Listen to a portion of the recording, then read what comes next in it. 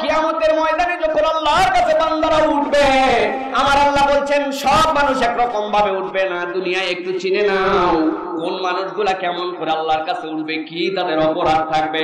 আল্লাহ সর্বপ্রথম জানাচ্ছেন সূরা ইব্রাহিম 43 নম্বর আয়াতের মধ্যে আল্লাহ জানিয়ে দিচ্ছেন, ওয়ালা তাহসাবান্নাল্লাহা গাফিলান আম্মা ইয়ামালুজ জালিমুন। আমার আল্লাহ রাব্বুল আলামিন বলেন, ও দুনিয়ার মানুষ, তুই তোর রবের ব্যাপারে কি ধারণা করিস, কি তোর অন্তরের মধ্যে কল্পনা করিস? আমি আল্লাহ রাব্বুল আলামিন দুনিয়ার বুকে মানুষকে ছাড় দেই, কিন্তু ছেড়ে দেই না। আমি রব্বুল আলামিন জানাচ্ছি, হে রাসূল আপনি জানিয়ে দেন, ওয়ালা তাহসাবান্নাল্লাহা গাফিলান আম্মা ইয়ামালুজ জালিমুন।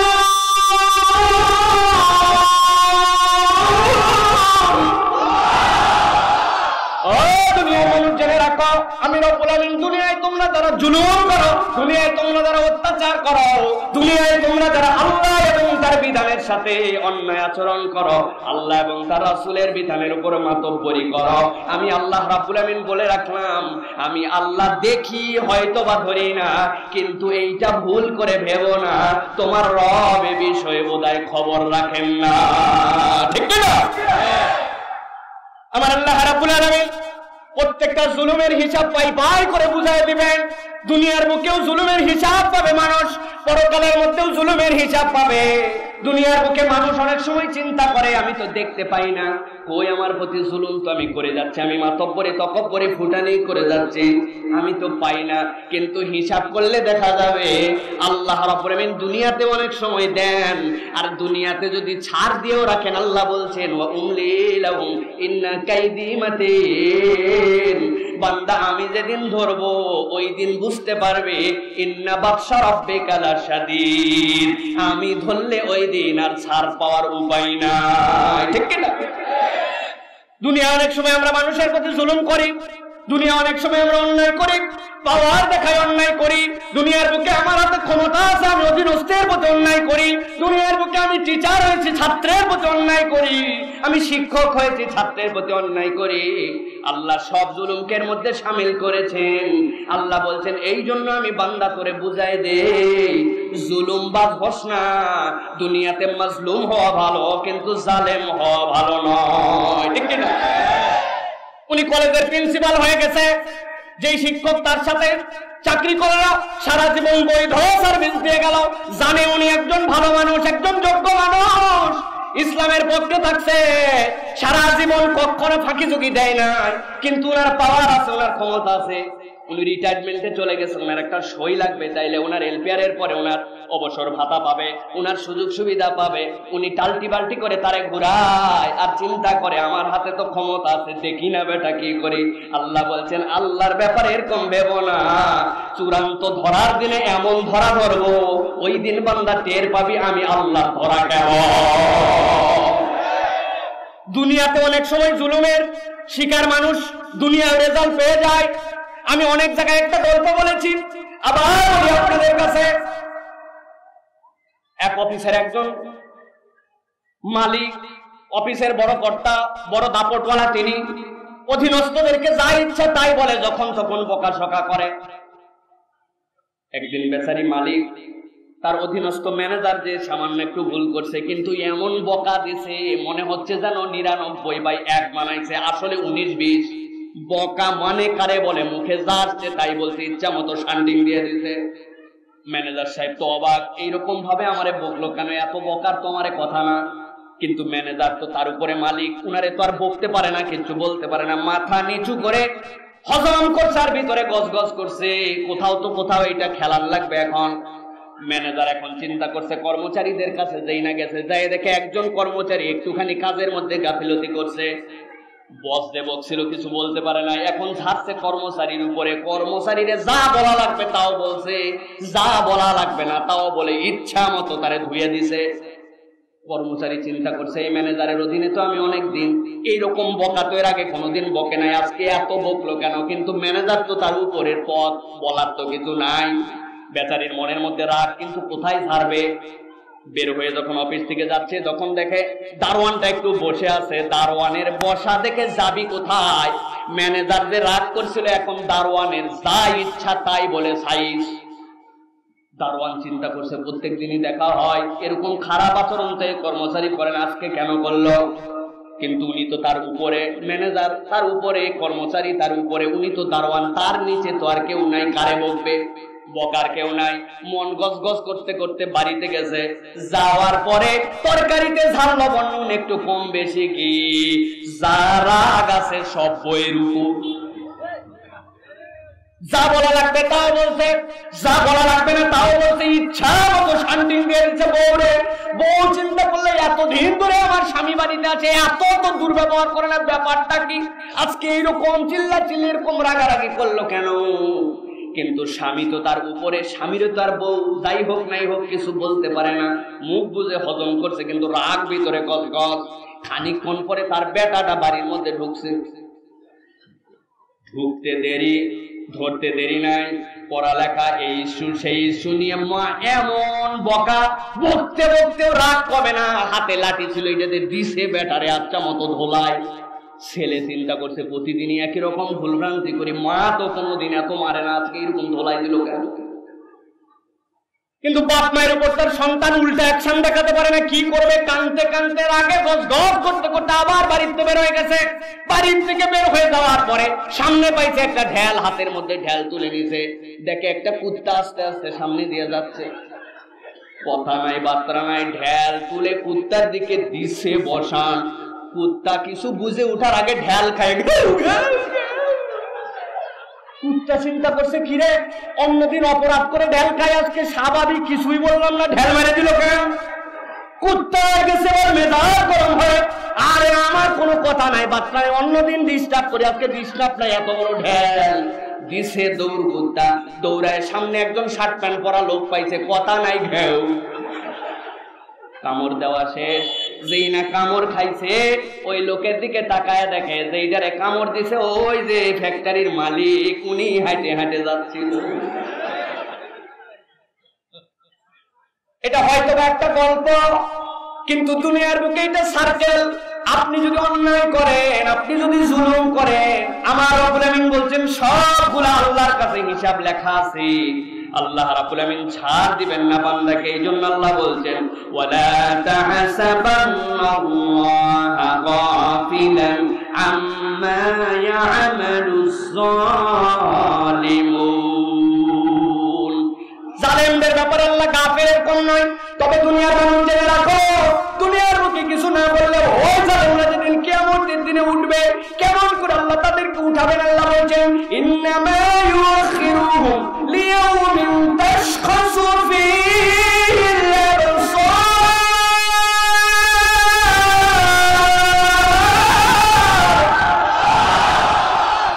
আমার আল্লাহ রাব্বুল আমিন বলছেন বান্দা দুনিয়ার বুকে হয়তো কিছুই বলে নাই, হয়তো এই কুত্তার কামড়ও তুই পাস নাই, কিন্তু যারা কিয়ামতের দিন যেদিন আল্লাহর সামনে উঠবি, আল্লাহ রাব্বুল আমিন বলছেন ওই কিয়ামতের দিনে ইন্নামা ইউখিরুহুম লিয়াউমিন তাশখাসু ফীহিল আবসার, আমি রব্বুল আমিন তাদের চক্ষুগুলাকে আল্লাহর সামনে বিস্ফোরিত করে উত্তোলন করাবো।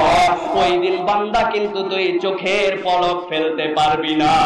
আল্লাহু আকবার। চোখের পলক না ফেলতে পারার মানে বুঝছেন আপনি? দুনিয়ার বুকে আপনি চোখের পলক কয়বার ফেলেছেন এখন পর্যন্ত হিসাব করতে পারেন নাই। একটা মানুষ প্রত্যেক দিনে 23,000 বারের অধিক চোখের পলক ফেলে। আল্লাহু আকবার। কেন চোখের পলক ফেলে মানুষ? আপনার চোখের নালীগুলা যখন আপনি খোলা রাখেন, সেইগুলো আস্তে আস্তে শুকিয়ে যায়, আস্তে আস্তে রেটিনার মধ্যে থেকে আপনার দর্শন ক্ষমতা কমে আসতে লাগে। ছোট্ট ছোট্ট ধূলিকণা উঠতেছে, আপনি দেখতে পান না, সেইগুলা লেগে যায়। আমার আল্লাহ অটোমেটিক আপনার ওয়াইপারের মতো আপনার চোখের পাতাটা বন্ধ করায়া আবার সজাগ করায়া আল্লাহ আপনার রেটিনার দৃষ্টি ক্ষমতাটাকে ঠিক করে রাখেন। আপনার অজান্তে আপনার চাহিদা ছাড়া মোবাইলে চার্জ দেওয়া লাগে না, আপনার শরীরে কোনো রকম আলাদা এর জন্য ফাংশন লাগে না। যিনি এই কাজটা করেন তিনি হচ্ছেন আপনার আমার রব আল্লাহ। সে আল্লাহ রাব্বুল আলামিন বলছেন যারা দুনিয়ার বুকে জুলুম করবে ভালো করে বোঝেন, কিয়ামতের দিনে যখন তারা উঠবে তাদের চোখগুলোকে বিস্ফোরিত করে দেওয়া হবে। ওই চোখগুলো এমন অবস্থা হবে আর পলক ফেলতে পারবে না। অন্য মানুষরা সাথে সাথে তাকায় দেখে বুঝে ফেলবে। আল্লাহ কোরআনের মধ্যে তো বলে দিয়েছিলেন তুই চোখ এরকম বিস্ফোরিত হয়ে তাকায় আছিস কেন? তার মানে দুনিয়ায় তোমার যাই পজিশন থাক, দুনিয়ায় তুমি জালেম বাঁচছিলে। আমার আল্লাহ রাব্বুল আলামিন বলছেন কেবল এইটুকুই নয়, তাদের উত্তরণের আরেকটা কারণ হবে মুহতিনা মুকনিরুসিম লা ইয়ারতাদু ইলাইহিম তারফুহুম ওয়া আফিদাতুহুম হাওয়া।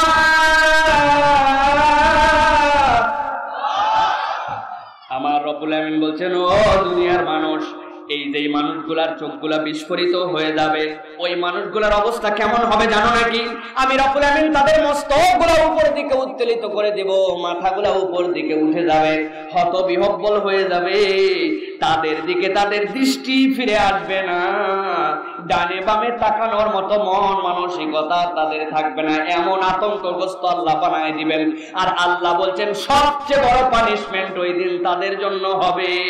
আল্লাহ বলছেন ওয়া আফইদাতুহুম হাওয়া, আল্লাহ তাদের অন্তরগুলা উদাস বানায় দিবেন, অন্তরগুলা হতাশ হয়ে সেই দিন চূড়ান্ত ঘাবড়ায়া যাবে। সুবহানাল্লাহ। কেন সুবহানাল্লাহ বললাম? কারণ আল্লাহ রাব্বুল আমিন জালেমের পক্ষে নয়, আল্লাহ রাব্বুল আমিন মাজলুমের পক্ষে। যে জুলুম করে গেছে আল্লাহ সেই দিন তার জন্য ইনসাফ করবেন, ঠিক কিনা? প্রিয় মুসলমান, কিন্তু ভালো করে বোঝেন ওয়া আফইদাতুহুম হাওয়া মানে আপনি বুঝছেন নাকি? কথা বড় সহজ, শুনতে মনে হচ্ছে কি হবে, আর অন্তর হতাশ হলে কি হবে? ভালো করে বুঝেন, অন্তর হতাশ মানে জানেন নাকি? কিয়ামতের দিনে মানুষ এমনি বিপদের মধ্যে থাকবে, ডানে বামে তার বিপদ, ডানে বামে সে তাকাতে পারবে না, তার অবস্থা তো খারাপ। অন্তর তার হতাশ মানে কি? এই অন্তর হতাশার মানে হচ্ছে আল্লাহ নিজের পরিচয় দিয়েছেন আর রহমান, তিনি হচ্ছেন দুনিয়ার জন্য রহমান লিল দুনিয়া ওয়ার রাহিম লিল আখিরা, পরকালের দিবসের জন্য তিনি রাহিম হবেন বান্দার। আল্লাহর ওই দিন কিয়ামতের দিনে কতগুলো বান্দা আল্লাহর সামনে হাজির হয়ে যাবে, তাদের দুশ্চিন্তা থাকবে, পেরেশানি থাকবে, তাদের আতঙ্কিত হয়ে দৌড়াদৌড়ি করবে, কিন্তু অন্তরের মধ্যে তাদের হতাশা পূর্ণ গ্রাস করবে না, বরং আল্লাহ তাদের কতগুলো বান্দাকে আল্লাহর কাছে ডেকে নেবেন। নেওয়ার পরে রব্বুল আমিন তাদেরকে বলবেন ও আমার বান্দা বলতো এই অপরাধ তুই করছিলি কিনা? বান্দার কোনো উপায় আছে না বলার? আছে? আল্লাহ বলবে আল্লাহ অপরাধ করছিলাম, এই অপরাধ করছিলাম, এই অপরাধ করছিলাম। আল্লাহ একের পর এক অপরাধ দেখাবেন, বান্দা স্বীকার করে মাথা নিচু করে রাখবে। আমার আল্লাহ তখন নিজের পরিচয় দিবেন, ও আমার বান্দা জানিস নাকি আমার একটা পরিচয় আছে, সত্তার মাগলুব, আমি দোষ ত্রুটি বান্দার গোপন করে রাখি। বান্দা তোর অপরাধ দুনিয়ায় ছিল, কিন্তু আমি বান্দা মানুষের কাছে প্রকাশ করে দেই নাই, আমি তোর অপরাধগুলা গোপন রেখেছিলাম। আজকে তোর রাহিম রব হিসাবে আমি রব্বুল আমিন তোর আমলনামায় জুলুম না থাকার কারণে বান্দা তোরে গোপনে মাফ করে আজকে জান্নাতে ঢুকাইয়া দিলাম। একটা শ্রেণীর সেই দিন তাহলে আশা থাকবে রব্বুল আমিনের কাছে, কিন্তু আল্লাহ বলছেন যারা জুলুম করবে ওয়া আফিদাতুহুম হাওয়া,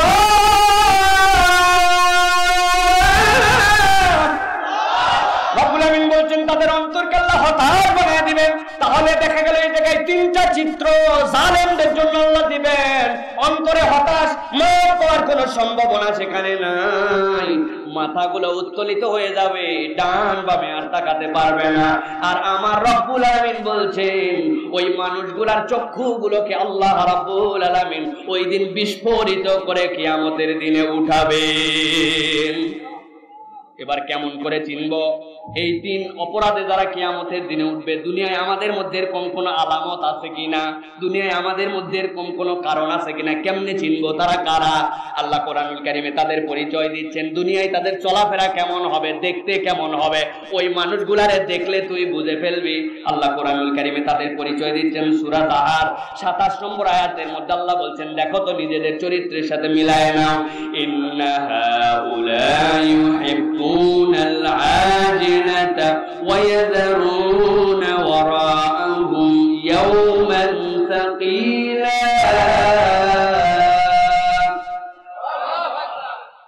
আমার আল্লাহ রাব্বুল আমিন বলছেন ও মানুষগুলোর এই দুর্দশার কারণ কি জানো নাকি? ইন্না হাউলাই ইউহিব্বুনাল আজিলাতা ওয়া ইয়াদউনা ওয়াহুম ইয়াওমান তাকিলা।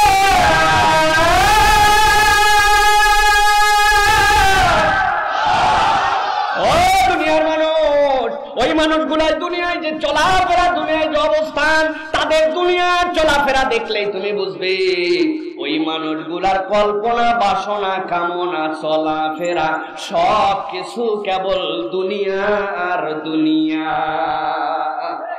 টার্গেটের নাম কি? জোরে বলেন, টার্গেটের নাম কি?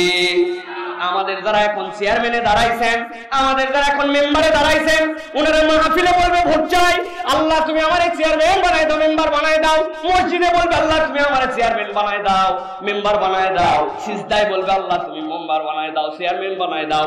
হুজুরের কাছে যায় বলবে আল্লাহ মেম্বার বানাই দাও, চেয়ারম্যান বানাই দাও। এখন দোয়া একটাই, চেয়ারম্যান হতে চাই, মেম্বার হতে চাই। কথা বলে এটা খারাপ কোনো কামনা নয়, কিন্তু এটা শরীয়ত সম্মত দোয়া নয়। আপনাকে দোয়া করতে হবে আল্লাহ, চেয়ারম্যান একটা বড় দায়িত্বের জায়গা, মেম্বার হচ্ছে একটা জনপ্রতিনিধিত্বের জায়গা। আল্লাহ তুমি যদি আমার দ্বারা ইনসাফ করার তৌফিক দাও, মানুষের প্রতি অবিচার হবে না এরকম যোগ্যতা আমার মধ্যে দাও, তাহলে আমার দুনিয়া আখিরাত যদি এইটা জান্নাতে যাওয়ার কারণ হয়, তাইলে তুমি আমারে চেয়ারম্যান বানাও, মেম্বার বানাও, নয়তো আল্লাহ মেহেরবানি করে তুমি এখান থেকে আমার রেহাই দাও। ঠিক না? এই জন্য আল্লাহ রাব্বুল আলামিন বলছেন, ভালো করে বোঝেন, টানটা বোঝেন। আল্লাহ বলছেন উলাইকা ইউহিব্বুনাল আজিলা, তার টার্গেট হচ্ছে দুনিয়া। দুনিয়া ইলম শিখে কেন, কোরআন শিখে কেন, হাদিস শিখে কেন, ভালো করে জানো আমি ওয়াজ করতে পারি। ওয়াজ করি কেন? জানে দুনিয়ার মধ্যে আমার সেরা নাম হয়ে যায়। আমি দুনিয়ার টার্গেটে যদি ওয়াজ করি, এই ওয়াজ আমার জাহান্নামে যাওয়ার কারণ হবে। ঠিক না? পড়ালেখা করো কেন ভাই? নিয়ত শেষ, পড়ালেখাই করছে, এসএসসি তে ভালো রেজাল্ট, এইচএসসি তে ভালো রেজাল্ট, অনার্স ভালো কলেজ বিশ্ববিদ্যালয়, এরপরে বিসিএস পাবো, এরপরে চাকরি পাবো। চাকরি পাওয়ার পরে আমি বিসিএস ক্যাডার যখন ধরে কে তখন একটা বাড়ি মিনিমাম ৫-৭ লাখ টাকার ক্যাশ, পারলে গাড়ি, ফুল ফার্নিচার, এরপরে একখান সুন্দরী বউ নিয়ে আসবো, তাই না? আপনার যদি চাহিদা নাও থাকে, আপনার বাপের হয়তো আছে। খেয়াল করে দেখেন, অনেক বাপ আছে এরকম, ছেলেরে বলে কেবল আমার পোলার কেবল 2টা ফ্ল্যাট হাত আছে, বুঝছেন? ঢাকার ভাষা, ওই 2টা ফ্ল্যাট কেবল আমার বেটার লাগে হাত আছে, দাম উঠছে, কেবল 2টা ফ্ল্যাট দিবে, মেয়ে দিবে। বিয়ে শাদী সব ঠিক হয়ে গেছে, বাবা বাবা। বিআই বাড়ির পক্ষ থেকে বলছে আপনাদের কোনো চাহিদা আছে নাকি? বিআই সাহেব, হাজী সাহেব, মানুষ বলছে আস্তাগফিরুল্লাহ, আমাদের আব্বা এরকম কোনো মানুষ নয়, উনি এগুলো কথাই বলতে পারবে না। আমার বোন জামাই যারা আছে তাদের সাথে যাই কথা বলেন। মান সম্মান আছে না হাজী সাহেবের? বোন জামাইরা বলতেছে আপনারা কার কাছে কি বলতে গেছেন, শুনলে আমাদেরকে মাইরে সাইজ করে দিত। যে রাগী মানুষ, এগুলো উনি পছন্দ করে না। তবে আমাদের বক্তব্য হচ্ছে, বিয়ে দেওয়ার পরে মেয়ে যেহেতু ঢাকায় যাবে, একা বাড়িতে থাকবে, সেই জায়গায় যদি একটা বড় এলসিডি মনিটর দেন, গ্রাম থেকে আমরা চুচরা মাছ, ছোট মাছ, দেশি মুরগি এগুলো পাঠাবো, রাখবে কোথায়? বড় যদি একটা ফ্রিজ দেন, বিকালবেলা বের হবে যে পরিমাণ, রাস্তাঘাট অন্যরকম, ভালো যদি একটা ইয়ামাহার বাইক দেন, আপনার মেয়ে ঘুরবে, আপনার মেয়ে দেখবে, আপনার মেয়ে ফ্রিজে রাখবে, আমাদের কিছুই লাগবে না, সবই আপনার মেয়ের জন্য। বিআই পক্ষের লোক বলছে আপনাদের মতো ভদ্র লোকই হয় না, বুঝে ফেলছি সব আমরা, কিছুই আপনাদের চাহিদা নাই। আছে কিনা ভাই? আমি এই সকল মানুষের জন্য বলতে চাই, আপনার থেকে জুলুমবাজ কেউ নাই। আপনি টার্গেটে থাকেন, আল্লাহ আপনার চক্ষু বিস্ফোরিত করায়া, 2 পাশ না দেখায়া, ওই কিয়ামতের ময়দানে পলক না ফেলায়া, অন্তর উদাস করে কিয়ামতের দিনে আপনারে তুলবে। কারণ কি জানেন নাকি? আপনি ওই পিতার হক নষ্ট করছেন, ওই মেয়ের হক নষ্ট করছেন। আল্লাহ, আল্লাহ রাসূল নিষেধ করছিল, আপনি সেইটা পর্যন্ত মানেন না। আপনি আপনার টার্গেট কেবল দুনিয়া বানাইছেন। আল্লাহ বলছেন দুনিয়ার বুকে আমি আল্লাহর জন্য জানাই দিলাম, উলাইকা ইন্নাহা ইউহিব্বুনাল আজিলা, তারা দুনিয়ার টাটকা যা কেবল তাই পেতে চায়, আর পরকালের বিশাল জিন্দেগি যেইটা পড়ে আছে তার বিষয়ে তাদের কোনো খবর নাই। এরকম মানুষ আমাদের সমাজে আছে কিনা? কারা তারা ভাই? খুঁজতেছেন না এখন? আরে নিজের দিকে তাকান, আন্দাজে কারে খুঁজতেছেন আপনি? আমাদের হুজুররা কোনো ওয়াজ করলে আমি ভাবি এটা বোধহয় আমার অমুক বন্ধুরা কইছে, এটা বোধহয় সরকারের পাঁচ দিছে, এটা বোধহয় চেয়ারম্যান সাহেবের খোঁচা দিছে, তাই না? আগে নিজের দিকে ভাবেন। প্রত্যেকটা কথার মুখাতে আল্লাহ এখানে প্রত্যেকটা বনি আদমকে বানাইছেন। আমি এরকম কোন জুলুম করছি কিনা ভালো করে আগে খেয়াল করেন। আমাদের মাদ্রাসাগুলার হুজুররাও আটকায় যেতে পারে। খেপজোখানায় হাফেজ সাহেব বানাচ্ছে, বাপরে বাপ, মায়ের আবার কারে বলে কত পদের হয়, পাছার চামড়া তুলে তলতলা করে দিচ্ছে কোরআন মুখস্থ করানোর জন্য, আছে কিনা? আপনি জানেন আল্লাহর কাছে আপনার বিচারের দিবসে দাঁড়াতে হবে। প্রত্যেকটা বাড়ি উল্টা আল্লাহ আপনার পিঠের মধ্যে দিতে পারে। বলে হুজুর বলেন কি, আমি তো এলেম শেখানোর জন্য দিছি। হয় নাই, কোরআনের সাথে আপনার হিসাব মেলে নাই। আল্লাহ নিজের পরিচয় কি দিয়েছেন জানেন নাকি? কোরআন খুলেন, সূরা রহমান তো প্রত্যেক দিন পড়েন, কি পড়েন? আর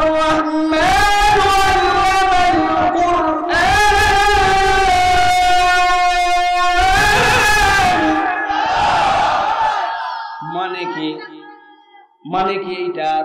আর রহমান যিনি চরম দয়াময়, আল্লামাল কোরআন, তিনি কোরআন শিক্ষা দিলেন। একদিন কি গবেষণা করে দেখছেন নাকি এর মধ্যে আল্লাহ কি বুঝাইছেন? আল্লাহ তো এই জায়গায় বলতে পারতেন আল্লাহ আররামাল কুরআন, আল্লামাল কোরআন, আল কাহার, আল ওয়াহাব, আল আজিজ, আল্লামাল কোরআন। আল্লাহ বলেন নাই, আল্লাহ বলছেন চরম দয়াময় যিনি, তিনি কোরআন শেখান। সুতরাং কোন ছেলে যদি না পারে, না করতে পারে, না মুখস্থ করতে পারে, হাজার চেষ্টা করা যাবে, কিন্তু এরকম বেত্রাঘাত করে তার পিঠ পাছা সব লাল করে দিবেন, আবার বলবেন কোরআন শেখাচ্ছি, আল্লাহর কাছে জালেম হিসাবে উঠতে হবে।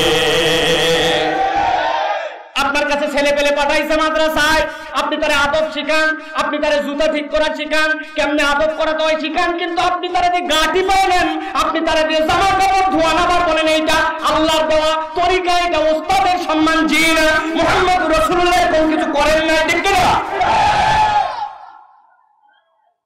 কথা বললেই খালি সরকারে নিয়ে চলে যান, কথা বললেই বিরোধিতার মধ্যে নিয়ে চলে যান। আগে নিজের দিকে তাকান, আমরা প্রত্যেকে এরকম আটকায় যেতে পারি কিনা? আপনি স্কুলের টিচার, আপনি কলেজের টিচার, আপনার খাতার মধ্যে লেখা আছে আপনার 9টায় আসতে হবে, বিকাল 5টায় যেতে হবে। আপনি সুন্দর করে মাঠে কাজ করে সুন্দর গা গোসল করে 11টার পরে আসেন, আবার আসার পরে সবাই আসে, যেহেতু কেউ একদিন আছে, কেউ অমুক দিন আছে, সবার মধ্যে মিল আছে, কেউ কারোটা ধরে না। আবার যাওয়ার সময় সুন্দর সুন্দর করে আসরের জামাত 4:30টায় 5টা পর্যন্ত হলে কি হবে? উনি নামাজের ওসিলা দিয়ে চলাই গেল। মাস শেষে বেতন নেওয়ার সময় 11টা টু 4টা নেয় না, 9টা টু 5টা নেয়। উনি আবার ইনসাফের কাহিনী শোনায়, উনি আবার কোরআন পড়ায়, এরকম লোক আছে কিনা? আল্লাহ রাব্বুল আলামিন এই জন্য বলছেন উলাইকা ইউহিব্বুনাল ইন্না হাউলা ইউহিব্বুনাল আখিরা, এই মানুষগুলা দুনিয়ার দিকে তাকায় সব করে। এই জন্য প্রিয় ভাইরা, মেহেরবানি করে অনুরোধ, প্রত্যেকের জীবনে আমরা অ্যানালাইসিস করি, কিয়ামতের দিনে বিব্রত হয়ে আল্লাহর দপ্তরে আমরা উঠতে চাই না। যদি বাঁচতে চাই তাহলে জুলুম ছেড়ে দেওয়া লাগবে ভাই, ঠিক না? আরেকটা জুলুম পাবনা অঞ্চলে বেশি। বলবেন কেমন করে? প্রত্যেকদিন শত শত ফোন আমাদের কাছে যায়, হুজুর এ মাসলা বলেন, সে মাসলা, পাগল করে ছেড়ে দেয়। মূল সমস্যা, হুজুর আমার স্বামী ভালোই, নামাজও পড়ে, কিন্তু এত রাগী, আমাদের গায়ে হাত তুলে মারে, কথায় কথায় চট থাপ্পড় দেয়, তুই তুকারি করে, হারামজাদি পর্যন্ত বলে গালি দেয়। এ এলাকায় মনে হয় নাই, তাই না? আছে না? আহা, ভালো করে মনে রাখবেন, দুনিয়ার সবচেয়ে কুলাঙ্গার পুরুষ সে স্ত্রীর গায়ে হাত তুলে যে। মুখস্থ করেন, মুখস্থ করেন, আমি বলি আপনারা উত্তর দেন। দুনিয়ার সবচেয়ে অধম কুলাঙ্গার পুরুষ সে স্ত্রীর গায়ে হাত তুলে যে। বলতেছেন না কেন ভাই? সমস্যা আছে নাকি? আল্লাহ রাসূল সাল্লাল্লাহু আলাইহি সাল্লাম জীবনে কখনো স্ত্রীদের গায়ে হাত তোলেন নাই। ইসলাম স্ত্রীদের কাছে হাত তুলতে বলে নাই, বরং রাসূলুল্লাহ সাল্লাল্লাহু আলাইহি ওয়াসাল্লামের সাথে আয়েশা সিদ্দিকা রাদিয়াল্লাহু তাআলা আনহা একদিন রাত্রেবেলা ঘরের মধ্যে কি নিয়ে যেন কথা হচ্ছে। আয়েশা সিদ্দিকা রাদিয়াল্লাহু তাআলা ছোট মানুষ, বেশি বয়স্ক মানুষ নয়, টিনেজার মানুষ, রাগ হয়ে গেছে, আল্লাহর নবীর উপরে জোরে জোরে কথা বলতেছেন। হ্যাঁ আপনি এরকম করলেন, হ্যাঁ আপনি এরকম, বাহির থেকে আবু বকর সিদ্দিক রাদিয়াল্লাহু তাআলা শুনে ফেলছেন। শোনার সাথে সাথে আবু বকর সিদ্দিক রাদিয়াল্লাহু তাআলা থরথর করে কাঁপতে শুরু করছেন।